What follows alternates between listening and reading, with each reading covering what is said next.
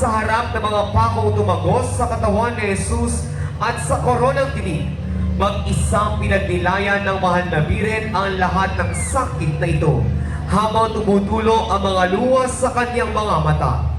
Ang imahe ng Maria Santissima Madre de las Angustias ay nasa pangalaga ni kapatid Gilbert at Yolanda Tanjente at pamilya ng Nayon ng Manuban.